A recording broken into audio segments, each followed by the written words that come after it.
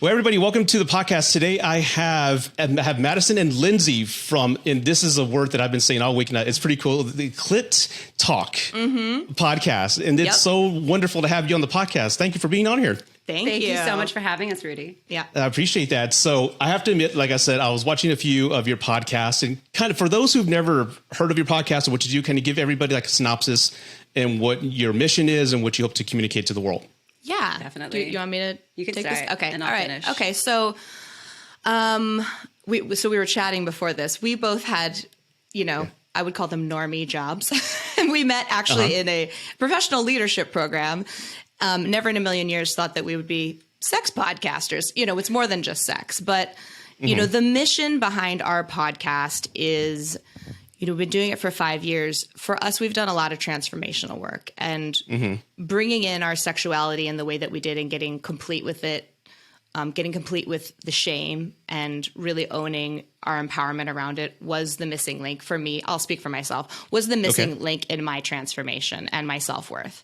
So we wanted to start this podcast because we actually started as a book club. We were reading a book called Pussy: A Reclamation. Which is the Bible. It's the Bible, yes. Is it? Okay. I'm going to write that down. If you have owners. By Regina Tomashara, shout out. She's our mentor. And so we started as a book club, and we were having these conversations that we had never had before. It was actually a group of like 8 or 9 women. And so we decided to turn it into a podcast. And we just started having these authentic conversations, and we call ourselves pleasure researchers and interviewing these people. And what we really got present to is our commitment is to release what some people would consider taboo conversations. I say one person's taboo is another person's Tuesday. And our whole commitment is to really bring these in we call it sex edutainment way, and to make these conversations approachable for everybody. And, we say that while pleasure is your birthright, and it is, it's also, it gets to be your responsibility. So we're really committed to educating people, from the fact that masturbation is actually a health conversation, to different relationship styles, like anything goes. We've shared it all. There's been a few moments where I'm like, I can't believe I just shared that. But yeah, it's really to empower people in this conversation, because there are so many things that I personally believe should be normalized, for ourselves and the next generation. And I want to normalize this for my kids and all of that. I don't know if you want to add anything. Yeah, no, I will add in that our slogan of our show for the last 5 years has been the Pleasure Positive Podcast. And, just to gently brag about us, we've been around for 5 years. We have about 40,000 listeners a month. We're in over 183 countries. And we realized a couple months ago, thank you. We realized a couple months ago that we had hit a plateau. Our listenership wasn't growing, and we were doing all the things. I'm a professional digital marketer as my day job. And Lindsey's been a business owner for years, so knows so much about marketing, and we're always learning more. And so we were like, it's not us. There's something energetically going on. What is it? And that's when it really hit us as we were about to launch a ad campaign. We're being censored. We're being censored because of the word clit. Yeah. Oh, okay. So we had our URL had the word clit in it, which is just innately currently a banned word, which is so unfortunate because clit is short for clitoris, and clitoris is actually part of the female anatomy. And it literally was removed from textbooks around the world, the clitoris, because it wasn't considered necessary, because it had nothing to do with reproduction, which is true. However, the clit has 8,000 nerve endings and is solely responsible for pleasure. And as we've discovered, this is actually a conversation about living a pleasure positive life. So we decided to change our name to the Pleasure Positive Podcast. Okay. Yeah. And now and we're still by Clit Talk. Our artist name is still Clit Talk. However, making that shift, I can't even tell you, Rudy, how many people now want to collaborate with us that weren't asking to collaborate with us before because they were afraid of what their followers would think if the word clit was in it. And now, because there's no censored word, it's just pleasure positive. It's like literally we were talking about how the numbers started to shot up, and also, but we have a secret plan, right? Yeah, we're going to get so big that we then change our name back to Clit Talk Ooh, and normalize it. Like what? I'm sorry, clit is not a 4-letter word. I mean, it is, but it's not a bad word. It doesn't need to be on It doesn't need to be a bad list, word. Yeah. Right? I totally agree. And Lindsey, you mentioned taboo, like introducing options that may be taboo to some. I guess I experienced that a little bit because we have a colleague of ours, Caitlin V. She was on my podcast last week, and one of our best friends.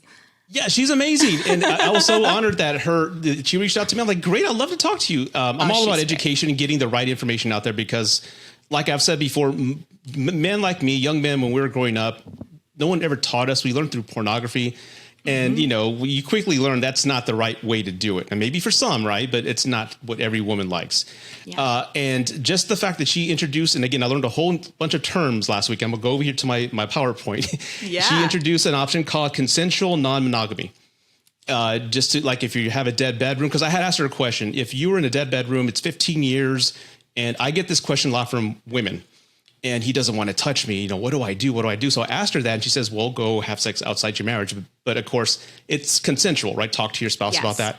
Yep. And the amount of hate that I've been getting for the past week since that podcast went up is unbelievable. Wow. One person wrote that I'm destroying marriages. Her and I'm like, are you serious?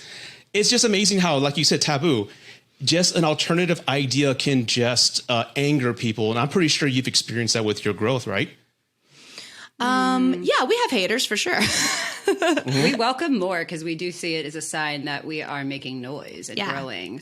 Like someone told, I think it was Caitlin B that told me, she's like, you haven't made it till you have your first hater. Yeah. Or something, I think. And so, but it is so interesting, right? Like how upset, we can make people feel not because we're doing anything, but the nature is taboo, and there's so many maybe connections to their upbringing, or we don't even talk about religious implications, but a lot of times that can create a narrative that, look, that person doesn't even know what's good for them, right? And they're so stuck in the like programming of how we're supposed to be, and this is wrong and this is bad. And I guess the pleasure positive paradigm isn't really about wrong or bad or good, like right. It's about what feels good to you. Right. Yeah, I think it's really interesting that you're getting hate over an idea, right? Exactly. You're not it's just an idea, it's just an option. You're not forcing anybody. Right. And I personally know a lot of people that are non-monogamous and have fantastic marriages, and it's not for everybody, right? Like we don't judge people for, I mean, maybe some people do. Like it's a preference, right? Like I personally think that for us to grow as a society is to be open and to listen, right? Inside of communication, right? Like listen to things that make you uncomfortable. Listen to ideas that you don't agree with. Like step out of your own shoes, right? And just consider an option, right? Just think about that, right? Yeah, you're not telling your listeners everyone should be polyamorous. No, not at all. It's just an idea and an option. And I personally, like I said, I can only speak for myself. I know a lot of my friends are polyamorous, and it's saved. I know some people where it saved their marriage. Yeah. Wow. And for you, Madison, the same as well? Well, for me, my husband and I were monogamous for 4 years. The first 4 years of our relationship, we were in a heterosexual monogamous relationship. And 4 years in, about 6 months into doing the show, Clit Talk, I realized that, I'm not straight, and I have never been.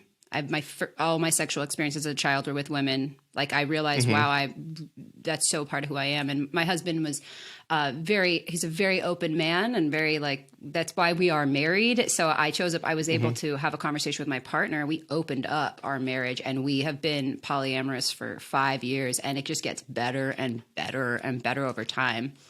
Okay. So in your case, I'm sorry, go ahead. Also, I feel like it's important to say that we are highly trained communication coaches. We met in a communication coaching program. And so and I actually met my husband in that program as well. So it makes having conversations much easier when you have a shared philosophy. So for any couples that are like, before even being like, should we bring someone else in the bedroom? Like philosophical understanding is really important. So that way we don't incur a philosophical breach. And so Yeah. And so I would say it's so easy to be business partners with Lindsey because we have a shared philosophy that we're coming from. It's so easy to talk through these more difficult conversations with my husband because we have a shared philosophy. And I think where a lot of couples go astray is they're like, something's wrong with my relationship. We should try opening up. And they don't address the fundamental issue in their communication. And then it just gets exacerbated. And then that's where you see these disaster stories that just break my heart where, and the polyamory gets a pretty bad rap, or non-monogamy can get a really bad rap, but it's not non-monogamy. That's the problem. Yeah. Like if you're not dealing with the fundamental, like having a baby isn't going to fix your marriage. Being polyamorous is not going to fix your marriage. It's not a fix. Right.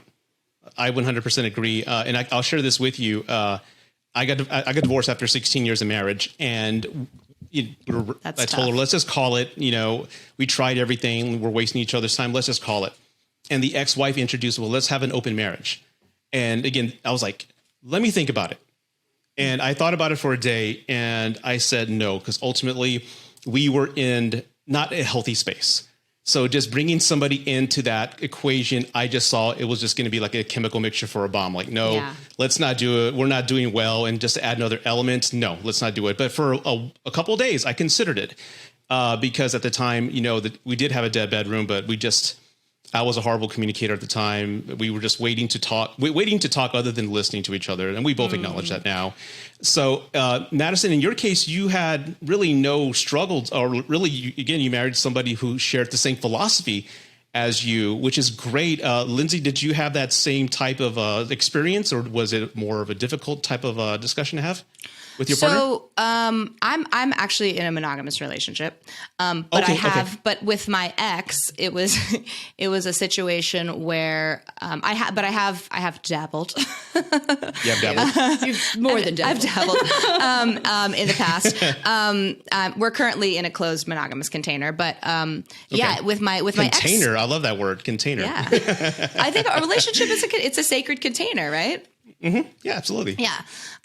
So with my ex, though, we did dabble, and it didn't work in that scenario, but it wasn't because of the openness of the relationship. We just didn't work. But but we definitely went to some sex parties, and that was pretty wild. Yeah, we'll get to that later. But to just go back to Madison, to your point of you having a partner with the same philosophy, that's rare, and I love that you guys did that because there's so many. We both see it, and we both, I'm pretty sure, know people who get married too fast, too soon, and they don't have those conversations. And before you know it, 8, 9, 10 years in, they want to explore that option, but they're terrified or scared to death of how his wife or her husband is going to react to that option. And I really do feel for them. So do you have any advice for any wives out there who were maybe 7, 8 years in and they're bisexual and they're just scared to share that with their husband? What advice could you give them? That actually is your story. This is my thing. Yeah. Hi, wives, or anyone in a committed relationship that is currently pretending to be straight. That's what we're doing. So first, if you're having feelings that you're starting to percolate, okay, I think I might be bisexual, or you maybe don't have the terminology. Maybe you're just like, I feel like I'm only expressing the half of the truth of who I really am in this relationship. And let's just actually say this could be anything. If you're like not fully expressing your truth in your relationship, it doesn't even have to be around your sexual orientation. It could even be that something more mundane, like maybe you really like wearing bright colors and your partner hates bright colors. They're like a black and gray and brown so actually let's take that. I feel like this advice would go toward everyone. So first, I would definitely sit with yourself. You could sit in quiet. Another way of saying that is meditation, but just sit with yourself and always connect to your body first. So some breath techniques. You could just inhale slowly and just feel the breath go in for a few seconds, hold it at the top, and then make it lengthen that release. We definitely want to, before going to talk to someone about something huge, calm your nervous system down. The problem that with big important things is we go to people from a place of fight or flight, and then we wonder why we had an ineffective conversation. So if you, it's not so much what you say, it's who you're being when you say it. That's what we specialize in as communication coaches. I'm gonna write that down and use that if you don't mind. Great. Yeah. It's not about what you say. It's about who you be when you say it, right? The tone and frequency that holds the weight of our words. Yes. So I would say connect to your body, slow your nervous system down by doing some inhalations and exhalations, focusing on your exhalation to be double the length of your inhalation. And once you feel like your body has slowed down and you feel that like vibration of peace, go to the subject that it is that you're wanting to bring to this person. Maybe it's that you want to come out to them, right? Let's use that example. And just to yourself, hold that vision that this is what I want to create. So now you're from a place of calmness. You've told your body, okay, this is what I want to share. I know that I want to now. Connecting that in the body, grounding that into the body. And then from there, you get to really check after you sit with yourself. Now you can go engage with this other person. It might not be right after. It might be that you need to reach out to them to set up a time to talk to them. Let them know, hey, I have something important I want to talk to you about. And again, using that container word, create a container to have the conversation. Because another thing we do in life is we try to have conversations while the other person's not fully present. And then we get to be right about how no one listens to us and we're never heard. Right. Well, request the space to be heard. If something's important to you, that's your responsibility to like request the space to have this conversation. And once you have a container and there's an agreed upon container to talk about whatever this important thing is, like coming out, for example, you could also preface your conversation by saying, hey, I'm feeling really nervous to share this with you because this is really huge for me. And just some nonviolent communication practices, right? Sharing, I feel statements. I'm feeling nervous. I'm feeling it in my body and my chest is tight right now. Because when we say I feel statements, the other person can relate and then their defensive walls come down and they can relax too. And then from there is just trusting the conversation. You've got to trust the dialogue. Like you mentioned earlier, Rudy, that you and your wife would have these like talking at each other experiences. It's really, once you say the big thing, shut up. And let them respond. Yep. Right? Exactly. I would also add to, if you're in a committed relationship, learning how your partner communicates. So for those of you who are, one thing that I have learned, and if you're with a male identifying partner, talk to them. I'm sorry, what was that? If you're with a male identifying partner, someone who identifies as male. Gotcha. Then something I've learned is talk to them when you're on a walk, when their body is moving. Men, biological men are much better when they're moving. It's very difficult for them to sit, like say, hey, let's go on a walk and talk, right? Or we have some, people that have participated in our programs. Some people are not talkers. Maybe it's writing them a letter, like meeting your partner where they're at. Okay. Gotcha. Right? Like learn how your partner communicates. I remember at one point, me and my partner were in therapy. Highly recommend it. I go once a month. I go once a month. Yes. And my therapist, I'm a talker, right? I do a podcast. I'm a singer. I love to talk. I'm very auditory. My partner is actually autistic, right? We just discovered this in the last year. Okay. And so he gets very easily overwhelmed with that. So our therapist was like, your homework this week is to see how much you can communicate without talking. How can you tell him you love him? I bet that was challenging. Yeah, with a look or with a touch or with a facial expression, right? Like get curious about how your partner feels loved and how they like to communicate and meet them where they're at. Ooh, that's great advice. Okay. Okay. Wow. And Madison, it takes bravery. Everything you said about, all those items you need to do before, having that conversation, I can imagine the amount of bravery it could take because let me just tell a quick story. A friend of mine, my age, his parents, they were always nice to me. And I've known him my entire lives. And his dad was always mean, like and quiet. But, we made sure not to get in trouble because I didn't want, my friend to get in trouble. But he was very stoic and a very quiet man, but, very respectable. And 40 years later, I found out 3 years ago that, they're getting divorced. I go, why? Oh, it turns out his father's gay. And I'm like, and I go, oh my God. And of course, my parents and all the older generations were just ridiculing him. And it broke my heart because imagine going 40, 50 years with this need and the real you inside, and you don't let it out until you're in your 60s. And I think you can imagine what that would feel like. And I wouldn't want that for anybody. Yeah, definitely. I could barely handle it for the 6 months, like in my relationship, where I was so mad at my husband and I didn't know why. I just couldn't talk to him without sounding like such a bitch. Like, just everything. He would be like, "Hey babe, what do you want for dinner?" I'd be like, "Fucking Chipotle." So it wasn't until I came out and then the resentment completely went away. Oh, okay, and I was no longer having that issue that I was having. Like, I was able to speak with him from kindness. And each passing year that he holds that space for me to be expressed in my truth, like I grow more kindness and fondness toward him, more love, more affinity.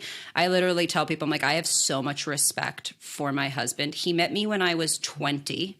We got married when I was 23. At 23, I'm like, I'm queer. All the things. And then he's like, cool, I'm going to stay. Meanwhile, he's 15 years older than me. I was like, this was not the easy way. The easy way would have been to like pick a woman in her 30s who was already embodied, already had these breakthroughs, had no sexual trauma, knew who she was, and like didn't drive you crazy. But instead, he was he was like, people would warn him like, are you sure you want to be dating a 20-year-old? That's a lot of work because they're growing up still. And he was like, I'm standing for the woman that this woman will be when she's 30 years old, because I see who that is. And I'm 28 now. I've been with my partner for 8 years. I'm now officially the age that he thought I was when I first met him. I kind of didn't tell him how old I was for like 6 months. Okay. It wasn't 6 months. Maybe it was a few months though. Yeah, we just didn't talk about it. Well, he also didn't ask. He didn't, exactly. I think it was like I was getting carded at a restaurant, and then he was like, "Oh shit," and I was like, "That's a fake ID." Oh God. So, but I have so much respect for this person because his patience of just allowing me to grow inside of this new choice that I made. And so my advice out there for anyone who thinks the other side of this, like if you think your partner might be and they're not coming out to you, how could you be a space for that conversation? Because here's the thing. I wish that I was the one who instigated me coming out to my husband, but here's the real truth. Okay. He asked me.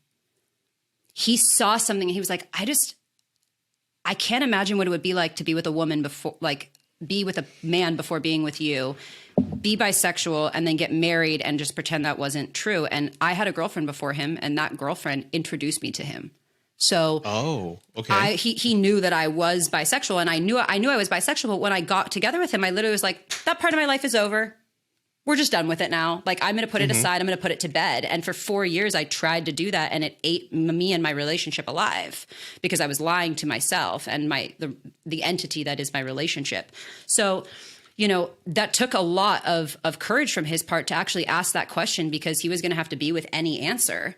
And so, how can we show up for our partners or people that we're in relationship with and ask and ask them before they even ask for it? Like, who do we get to be like, hey, what would bring you even more fulfillment? But the thing is, we don't really have those kinds of conversations with people. We're not like, we're not managing for fulfillment. We're managing for being fine. Yeah, I totally agree. Now, bear with me here, because I want to learn all the definitions, right? If I use a word improperly, please just let me know. So we'll spank you.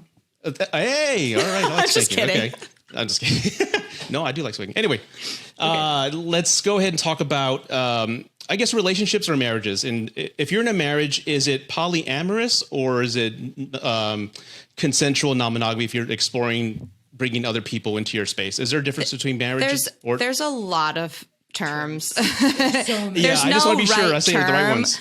I would say like if I were to explain it, like polyamory is sort of an umbrella term. And there's a lot of different things underneath. There's consensual non-monogamy. There's ethical non-monogamy. That's basically the same thing. There's also swinging. Yeah. I think it's important to say that you could be non-monogamous and not polyamorous. So I would say when I first opened up, I was non-monogamous. It wasn't until years in that I felt that we're polyamorous because we have the desire to have relationships, which is a key part of that, outside of just each other. So me and my husband has a girlfriend he's in love with. I have like 3 boyfriends. Like we have relationships with people outside we're dating people outside of each other. That's very classical to polyamory, whereas consensual non-monogamy or ethical non-monogamy or non-monogamy, because why do we have to put consensual in front of it? Like, anyways, or ethical, like it is fucking ethical. Like ethical, that's a new term now. Ethical non-monogamy. Ethical non-monogamy is another thing that people say. And so, I mean, polyamory literally means multi-love. And my question is this, because I think I have it figured out in my head, but my problem is, well, let me explain this. When I was dating, like I said, I was married 16 years, so I had fun. I went and just slept with all these women. I just had a great time. At one point, I was dating 7. And I remember I was very honest with them. I told them I wasn't looking for anything serious. I just got divorced. I just want to have fun. And they were cool with it. There was a lot of women who were very upfront and very sexual aggressive, which shocked me because I hadn't dated since the 90s. So a lot had changed since 1996. Wait, let me ask you a question. What do you mean by sexually aggressive? Well, again, let's rewind to the 90s. Like in the 90s, it was a different type of world. You went up, approached a woman. You usually had to court her, get her number, maybe schedule a date for the next week, and hopefully you get a kiss or something like that. And then maybe you have sex 3 weeks later. I remember picking up women on the first date, and they go, "Do you want a blowjob?" I'm like, "What?" I'm like, "We're just going to the movie." I'm like, "Sure." I'm like, "Why not?" And they just started giving me head. And I was like, I couldn't believe that. And they just said, "Well, I think you're hot. I want to do it." I'm like, "Okay." And that shocked the hell out of me. But again, I'm not complaining. It shocked me how just things were different. Yeah, it's a different time. My point is, like, again, when I was sleeping with multiple people, I found myself like, I would tell them I loved them, but I wasn't in love with them. And I think that was a divider between me being able to not share, but like we weren't committed. Like they would come over on Saturdays, we would have a wonderful time, but she would have her life Sunday through Friday. And she would do her thing. I never was jealous. I would do my thing. But again, I loved her as a person, but I wasn't in love with her. And I think if I'm in love with somebody, there's no way I can do it because my problem is I can't control my emotions. Because sometimes I think we've all had a partner where it's not just a sexual attraction, but there's like a chemistry in the air where you just want to rip off their clothes and just like go primal. I couldn't trust myself not to open up with emotions that I'm not really ready to share with somebody. Sure. That I'm in love when I'm in love with somebody else. Is that kind of makes sense, or am I kind of defining the lifestyle correctly? I mean, I could speak to this because like when I was in love with my ex, deeply in love. In love. Okay. Definitely in love with my ex. And, jealousy is an emotion to manage. But the thing that really shocked me was, when we went to a party, the first time I saw him with someone else, it didn't make me jealous because I knew he was coming home with me. When you say party, you mean sex party, right? Or just like a Christmas party? Okay. No, like a children's birthday party. No, just kidding. Yes, a sex party. No, we mean I'm new to this. I don't know the terms yet. Come on. Like a Disneyland party. No. Yeah, we went to a sex party and I saw him. Like I was terrified the thought of it. And I always say the weirdest thing about a sex party or something like that is I think there's a lot of fear before it happens. But once you actually experience it, it's a lot. I always say the weirdest thing about a sex party is how not weird it is. Once you're there and you're like, oh, this is not that weird. Okay. And when you look at the history of humans, for most of our history, we have been non-monogamous. True. Pre-agriculturalism. Yeah, pre-agriculturalism, we were all non-monogamous, right? And it just didn't mean anything. But when I saw my partner with someone else, I thought I would have jealousy come up, but I didn't.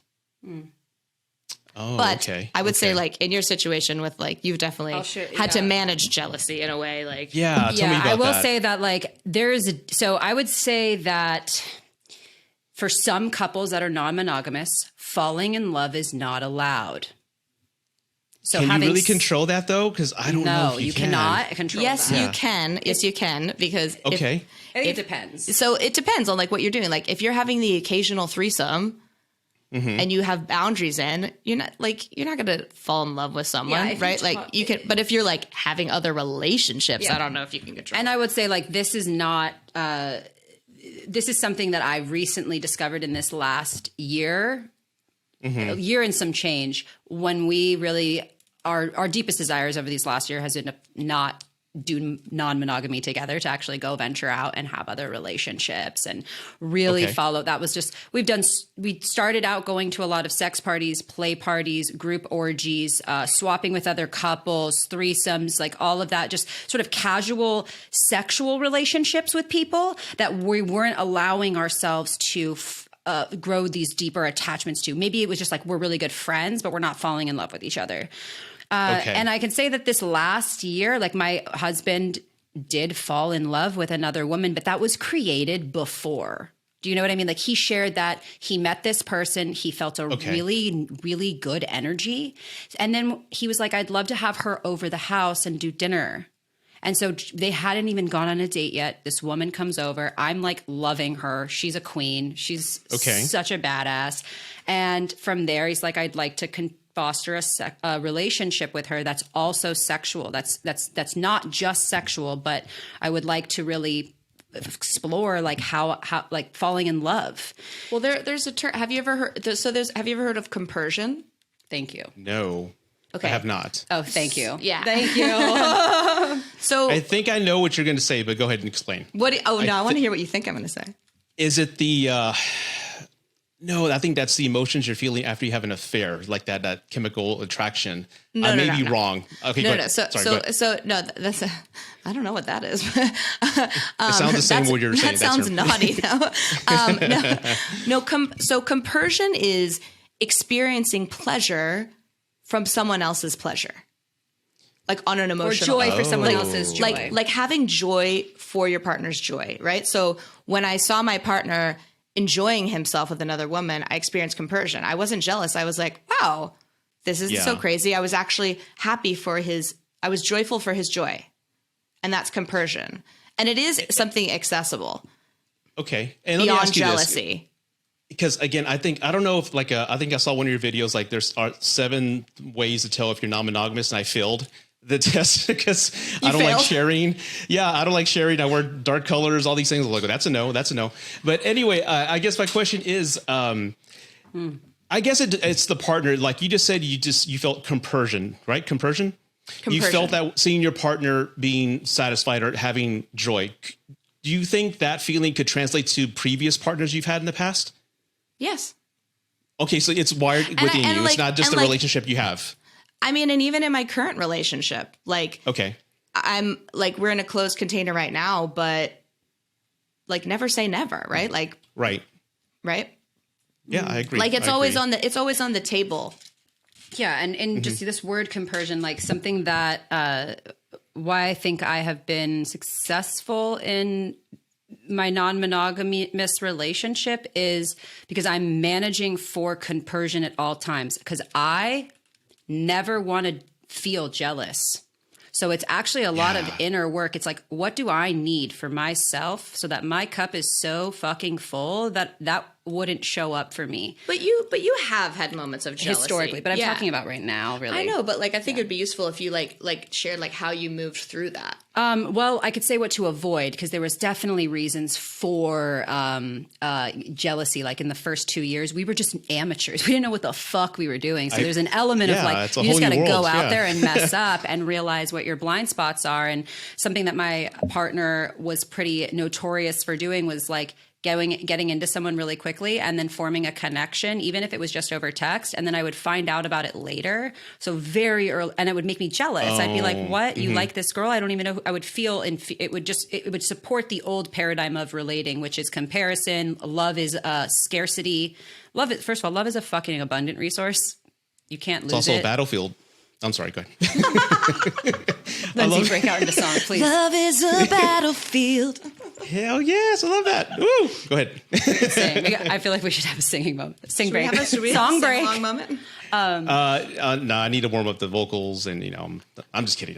No, answer your question. Go ahead. I don't think you're ready for this, Polly. I am not. But in the beginning, karaoke wise, I can only do George Strait and Johnny Cash because my voice is so low. I can't go any higher than that. I think I put you. So just down. FYI, I got it. I didn't mean to interrupt, Madison. Go ahead. I know it's okay. I think we were the jealousy. Yeah, we created very early on some boundaries, but we had to learn from hurting each other without knowing why to be able to even come up with these boundaries. Because if we would have known to put those boundaries in, we would have. But there's an element of you got to experience something to learn. It's part of the process. It's part of the process. I didn't know I had a boundary around, hi, please tell me when you formulate. I kind of thought it was common sense, but that's a whole other conversation. But still, nonetheless, we need to bring communication and very clearly say what we need and why we need it. But also choosing people that are in alignment. Like in the beginning, I was jealous of, I had experienced a lot of jealousy. And I think why Lindsey wanted me to share this is just there's so much opportunity to see like the spectrum and the growth. Like, how did I get here? Because it could seem a little like, great, good for you. You're poly, go fuck yourself. It works for you. But it's like, well, it didn't start that way. It was an absolute journey and self-commitment. So yeah. And I think that knowing what kind of people that we wanted to be with if we were going to have a relationship outside of each other. So at first, my husband, based off just his energy and what he was putting out, was attracting what I like to call the damsel in distress archetype.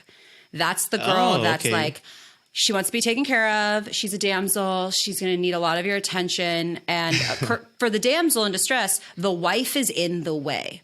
And so and I've had conversations with his damsels in the past, when we first started opening up, creating the whole world of like sister goddess activism and let's be in communication and make sure this feels really good for everyone. And like with those people, it just doesn't matter. It's a blind spot. They're just going to keep communicating from this place of taking versus adding value.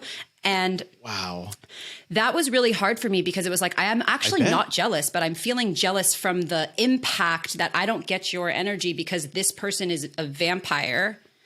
And so what we put in was we put some boundaries around the caliber of people that we want to have.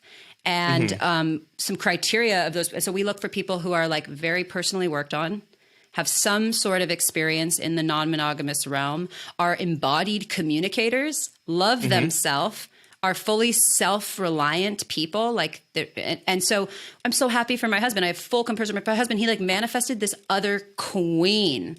Like she's such a fucking goddess and queen and like someone that I would aspire to be. And I was like, if you're going to waste your time with a relationship, not waste your time, but if you're going to spend your time creating a relationship, can it be someone super awesome that like really adds value to both of our lives? And That's some so people cool. have said, like, how do you feel though if she's like she's super pretty and super successful? Like she literally That's what I was going to ask. That's the classic follow-up question.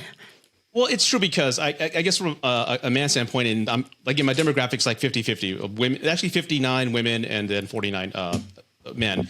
How and much I know hate a lot do you of guys think you're are going to get for this episode? we shall see. Well, there's a lot of people that do message me that are curious. It's just I don't get much hate in this topic type of discussion, but I don't think we're having a great conversation about this.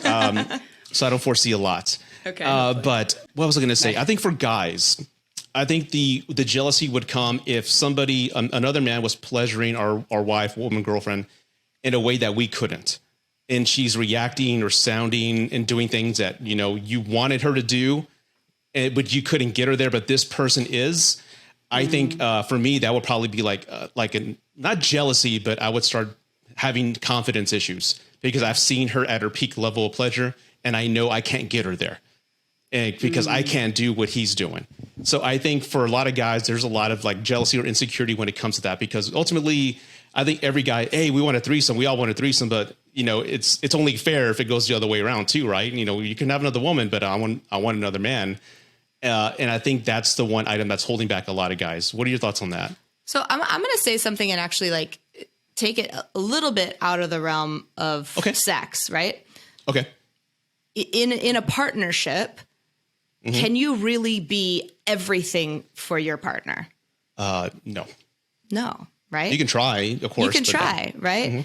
And sexually, right? Like there's love, there's intimacy, there's sex, right? You can have sex without intimacy. You can have sex without love. You can have all three. You can have one of them. You can love someone and want to fuck them, but not be in love with them, like you shared, right? Yeah. So, and this goes back to compersion, right? If you're really living inside of compersion, and let's say, for instance, this isn't true because I love to suck dick, but let's say I didn't, right? Way to tell all the listeners that you like sucking dick. Like, you see the smile on my face? Like, I love whispering to dicks. Continue That's a whole about that, please. We have a whole dick whispering episode. It's literally like cock worship. It's cock worship. Nice. Yeah. But let's say, for instance, I didn't. But there was some other girl that loved to suck my partner's dick. I'd be like, please have at it, right? And she sucks it way better, right? You know,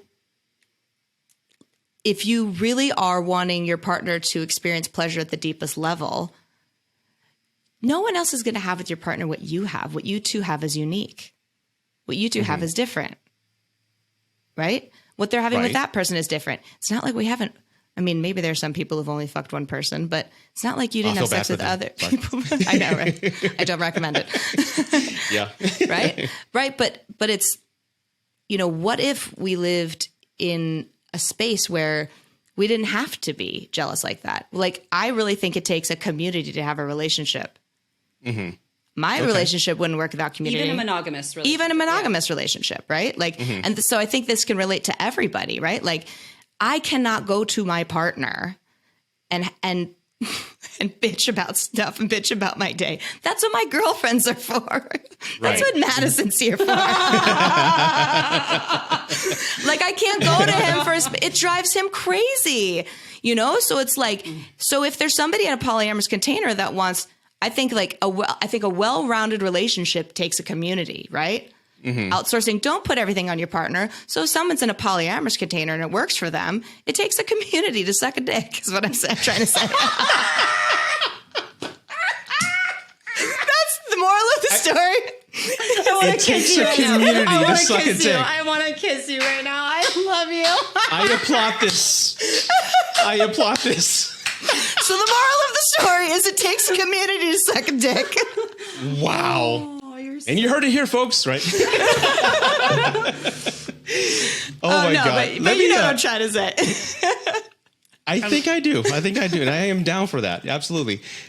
I want to shift the conversation a little bit because I want to talk about, you mentioned sex parties and orgies, because for the majority of us, we're not fortunate, and this is going to be fun, right? I want to hear about this. A lot of us maybe fantasize about it or maybe have an idea what it is, but give me, because I've never participated in one, and give everybody that's listening an idea on what that world is like, or the rules and all that stuff. So go right ahead. So I would say there's two different types of parties, right? There's sex parties, and then there's play parties. This is literally what I just telepathically communicated to you. I looked at you and was like, distinction. I know. Yep. There's a distinction. Yeah. I'm going to go over the sex parties. You're connected on a cerebral level there. I love it. I know we are. I'm going to go over the sex parties, and then she's going to go over play parties. So a sex party is probably what most people envision, right? So maybe you stumble across a website or whatever. You submit your picture. You go to a house in the Hollywood Hills. You don't really know anybody. So typically what it's like is, at least the ones that I've been to, there's definitely consent. So consent is a huge thing, right? Of course, you don't touch anyone without asking. You don't like even watch too aggressively without asking. Like, and consent could be like an eye gaze, like, hey, is it cool if I watch you? Right? Some people go to sex parties just to voyeur, and they don't some monogamous couples will go to sex parties just to like spice it up and have sex with each other, right? It's not always like an orgy or swapping. Anecdotal fact about that is we have a third. There's a third. She's not here. That's because she's on maternity leave, and currently when her and her baby are managing stomach bug. Yeah. But she conceived her first baby at a sex party that we took her to. Yeah. And it's her one and only. She's monogamous. She is the most monogamous, a little bit uptight person you've ever met. And she got pregnant at a sex party. Wow. We have a whole episode about it. It's hysterical. Yeah. So anyway, so like in my experience, the first sex party I ever went to, I was terrified. I was like literally shaking in the car. I was like, I don't know if I could do this. What happens if everyone's weird? Which is natural for anybody, I bet. Yeah, I was so nervous. And so you go in, and typically there's like a no sex area which is downstairs. I mean, every sex party is different. This is just like a my break own room. personal experience. Yeah, like a break room. Yeah, this is where you take a break. Water, Gatorades, and everything. Okay, but and then there's bedrooms upstairs. And normally it starts out kind of like a regular party. okay. And, there's not a lot of, it's strongly encouraged not, you don't want to be sloppy. There's no one's drunk. There's security there. At least the ones that I've been to, there's security, there's consent, there's people looking out. And what I have found is men are much more respectful at that than like a regular bar. Like we had a girlfriend come with us one year we convinced all of our friends to go to a sex party with us. This is the same sex party that our partner got. We convinced like 10 of our girlfriends to like, just come, just check it out. It was Halloween and one of our friends like left and she's like, I went to a bar and had the worst experience with a guy afterwards. He just wasn't respecting my boundaries. There was no consent. And so I found in sex positive communities, I'm actually much more respected because these men are educated in consent. You don't put your hands on someone without asking, whether it's a sex party or not. Right? Mm-hmm. Yeah, definitely. Yeah. So you say definitely, but you'd be surprised. Yeah. Even just like grabbing you on the lower part of your back or anything like that, like things that can seem innocent can be really triggering for people. Right. Okay. So back to the sex party. The one that we went to, the story is like we were all in the break room and then it's Halloween, so everyone's in costume. And then this nurse started sucking this doctor's dick. And then the sex like broke out. In the break room. In the break room. So then they like broke the rules. So then there's a part in the evening where the night like flips, right? And then there's sex happening. And so like I said, you can go and just watch, you can go and participate, you can go and swap. It's really choose your own adventure. You can go and just talk to people and like never take off your clothes. And so yeah, I think that, am I missing anything about sex parties? No. Okay. I think so then there's a difference. So that's like mostly people you don't know. Then there's play parties. Play parties. Okay. And in our evolution of going to these kinds of parties, we started with sex parties.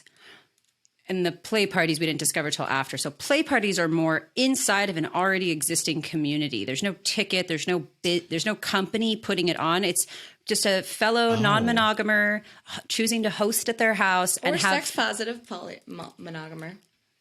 Who's sex positive monogamer? Katie? I am. But you've come to so many play parties. Sure. You actually, okay, fun fact, pause. Okay. I was invited to a play party Saturday night. I'm like talking this Saturday, like tomorrow. And a couple days ago, I'm telling Lindsey.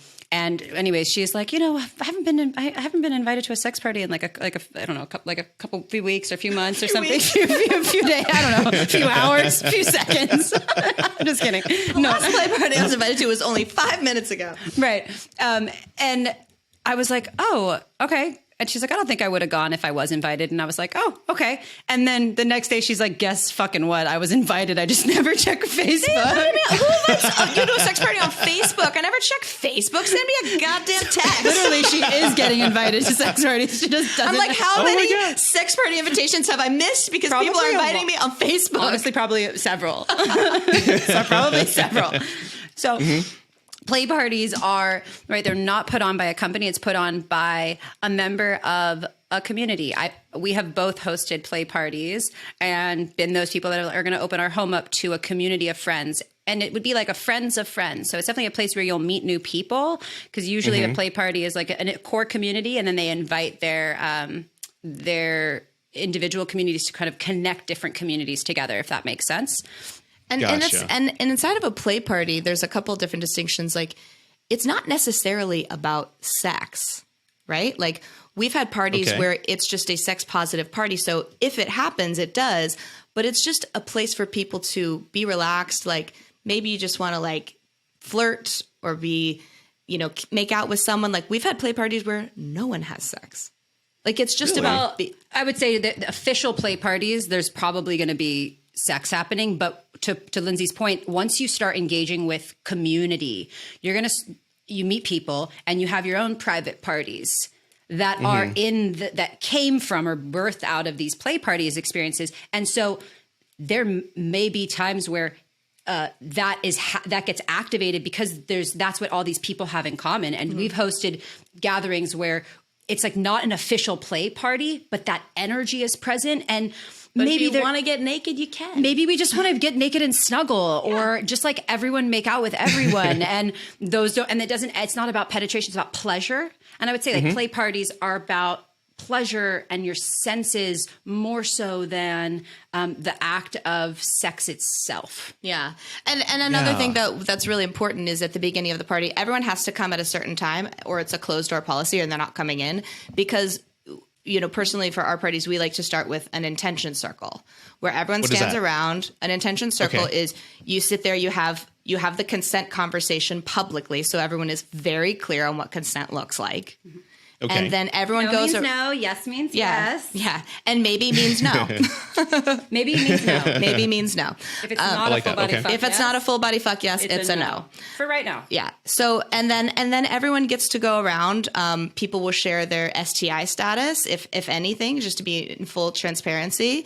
Like if it's obviously people get regularly tested, but if there's something that's ongoing, like herpes or something like that, a lifelong thing, I think it's ethical to share that information, and then they get to share their desire, right? Like tonight, I'm just here to watch, or tonight, I want 5 guys to fuck me, or whatever it is. Like share your intention so everyone is clear, so you can kind of like suss out the people. Okay, cool. That I think she's cute, but she's not here for what I'm here for tonight, vice versa. And then it's very clear on what people are there for, and we can respect each other's boundaries. Mm-hmm. Okay. I have a question. So what about attraction? There has to be some attraction to engage sexually with somebody in these communities. I don't know the rules, so that's why I'm asking. Is it understood that if you're in this community, you are, I don't want to say obligated, but like if there's somebody in the group or a portion of the group you're not attracted to, you just tell them that. I mean, you want to be nice about it, but how does that discussion go? If somebody approaches you and you're just like, no, thank you. Yeah, just say no. Exactly. Say no, thank you. You don't have to be like, no, thank you. You're fucking ugly. Like, like that's just mean. I know. I'm just asking because I don't know. I've never been to those parties. So I'm just curious how that's handled, Well, there would be like, hey, like someone would come up and say like, hey, would you like to, can I kiss you? And you'd be like, no, thank you. Okay. And then they leave. They walk away. Okay. Yeah. Go ahead. I struggled with this so much in the beginning. I was like, I actually struggled so much with it that I would like do things that I wasn't a yes to. And I had to take like COVID was great timing because I just like I was like 2 years straight of play parties and sex parties. And then I was like, you know what? I'm just not going to do that. And it was a lot of great introspection to realize that I was actually actively triggering my own trauma that I didn't even realize I was doing. Really? Because I would feel this obligation energy that you're talking about. And really what it just showed me is how much more work I had to do, even as a communication coach, to in those moments when it's the hardest and you don't want to hurt someone, to be able to say no. And Lindsey embodied it really well to show. And it took me literally saying in front of the mirror, no, thank you. Like till I believed it. I was like, I don't know how I could say that in a nice way if I've in that moment. And in the past, I had a lot of unconsensual sexual experiences from the age of like 18 to 19. And I realized it was because I couldn't say no. And I was so afraid of getting hurt, like physically, I went so far. So literally, I think about like 90% of my sexual experiences before I was 20 years old weren't consensual. Like I didn't want to do them. Oh, wow. Okay. So that's why Clit Talk is it's my life's work and so important to me. Is like my journey on this show, like the first several years is like really getting complete with all of that and then some, and having this platform to talk openly about my journey and how I used to be someone who couldn't say no to a guy to have sex, that I literally had sex with like 100 people, like my first year of college, because I couldn't say no. I was having sex with like 3 to 4 to 5 guys in a weekend. And I knew it wasn't like normal. But I imagine it's something that if I don't talk about that, how will those out there who are experiencing that same thing be able to overcome that? So yeah, fuck yeah, it showed up in sex parties as a married woman, my inability to say no and having to like let go of shame before I shame spiraled. And I think that that's something that until you feel really clear on, feel confident in expressing your no's, I wouldn't recommend going to a play party or sex party. It could be a highly triggering environment that you need to go to therapy for after. Like, I bet, yeah. So make sure you feel comfortable enough to express your no's with kindness before stepping into an environment like that. I wish I did that. I mean, I love just like just going for it and then like learning the hard way. But I did have to like cope with that. I had to go to some therapy sessions to work through some stuff that was really triggering for me. And so that would be my biggest piece of advice is like, really do the inner work and then go out because you're going to have so much more fun. Learn from our mistakes. And I love that because, just like anybody, you hear stories and when it's told great, you're putting yourself in that situation. And I'm putting myself in your story and I know I'd have stage fright. There's no way I can do that. I need like at least 6 months to a year of just being in that space before I can actually do anything. Does that happen often with guys? Like maybe they're just intimidated. I think it's their first time and they're just really nervous about, do I touch her? Who do I go to? Does that happen often with guys? Yes, I think that does happen. I think, and especially now with the culture. Yes, of especially the world, with that. Yeah. Right. I think a lot of men are extra cautious. And so that would definitely create some, in like shyness, I think. Yeah. And I think that's normal. But, one of the things, another conversation that we want to normalize is this, this conversation that men need to be rock hard on command. Yeah. That's so disempowering to men, right?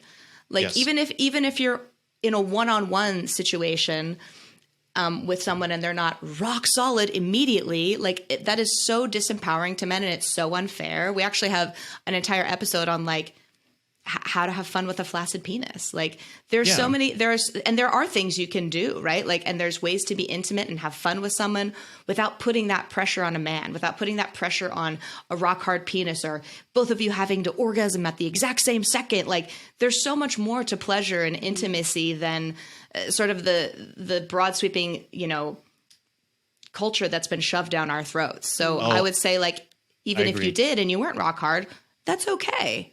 Like, yes, that's normal. And if I can share a story, like I said, again, starting to date and go out and, having my fun after, 16 years, I remember like a lot of younger women were attracted to me. I was 39, I'm 45 now, but at 39, I was just 25, 24, 26 were just attracted to me. There was a salt and pepper is what they said. I'm like, oh, really? Yeah. Okay. Like, am I too old for you? Like, no. I'm like, okay. Hi, Daddy. But yeah, exactly. And, I remember having sex with them and I remember I was going, I want to say limp, but I started, my erection started going away. And she goes, let's just take a break. And I'm like, what? The thought never crossed my mind. What a concept. Because again, I just came from being married and slept with one person for 20 years. Right. I'm like, a break? Let me go get some Gatorade. I'll be right back. You want a Powerade or something? Like, I'll be right back. We need electrolytes. And we just took a break and then went at it like in 10 minutes and I was ready to go. Yeah. And I think a lot of men just grow up with pornography. They see these guys are like, 9 inches long and they think they have to be that way to please men, which is so wrong and unfortunate that they think that. And so they have to unlearn that. But like you said, introducing a new concept as simple as taking a break did wonders for me, even to my relationship now. Yeah. Like my partner was actually circumcised older at 8 years old. So he has scar tissue on the tip of his penis. And when we first started dating, I remember he very lovingly was like, hey, I don't want you to be upset if I don't come and all this stuff. And then when we started being intimate together, it was never a problem. But what it was for him is he takes a little bit longer. And he said a lot of women were impatient with him. And I was like, dude, I'm having sex. And he's like, thanks for being patient with me. I'm like, we're having sex. I'm enjoying myself. But for him, he hadn't had that experience. And I was like, wow, that's so, like if the girl had already come, like she was just impatient with him or something. And I was like, man, that's like, that sucks. It can really just, like anybody, it can traumatize you for the longest time, especially if a woman says you're not big enough or I don't feel you. That can really mess up a guy for many years. And it takes like, a long time to get over that. Yeah. I had a question in these parties, because I want to go back to that. Okay. Is kissing allowed? Because I'm a great kisser and I know I couldn't kiss anybody. because it's just a very personal thing and just makes the whole act even better. I love having sex with kissing. I think it just makes things like, insane. So you're asking if kissing is allowed at sex parties? Whatever you want. Yeah, it's your allowed. creation. You can do that. Choose your own adventure. It's called consent. Okay. It's called, there's a creation conversation before anything takes place. What are your that's in the circle, right? Yes, but maybe. even individually, like, hey, what are your boundaries? Like, so it's like when I can say consent, it's literally, hey, can I talk to you? Hey, can I kiss you? Hey, would you like to go up to the bedroom? It's not just it's step by step. Yeah. So it's on an individual basis. Okay. That's what it is. It's like once you, even with a consent circle or like general information, like going on the level of individual is always going to, it's like going to source, right? So, because you can't know if they heard you or remembered what you said. So like that checking in on that individual level can be the make or break. I have gotten much more sensitive since I have been on this journey, and I literally like someone to ask for my consent before they acknowledge me, acknowledge my physical body. I was at a play party 2 months ago, and I got a little annoyed at this gentleman who he came up to me. I've only maybe said hello to him one other time at another party. We don't have a relatedness there. And he came up to me and he was like, just not even, hey, how are you? It was like, hey, you look really sexy tonight. And I felt like that was a violation of my consent. Really? So it can be that nuanced. It depends on the person, on both sides too. Maybe 5 years ago, that wouldn't have been something I would have been sensitive to. I just would have been like, oh, but I really am, we think consent is very sexy. And the more you practice consent, the more you notice where it doesn't show up in people's communication. And so we can build a sensitivity to that and then actually be like, oh my God, there's no consent. You'll literally there's no consent happening anywhere. And we literally teach, just to before we go into orgies, I just want to bring it back to childhood a little bit. And as little kids, before we get an interesting segue, before we go back into talking about sex parties, though, I just want to take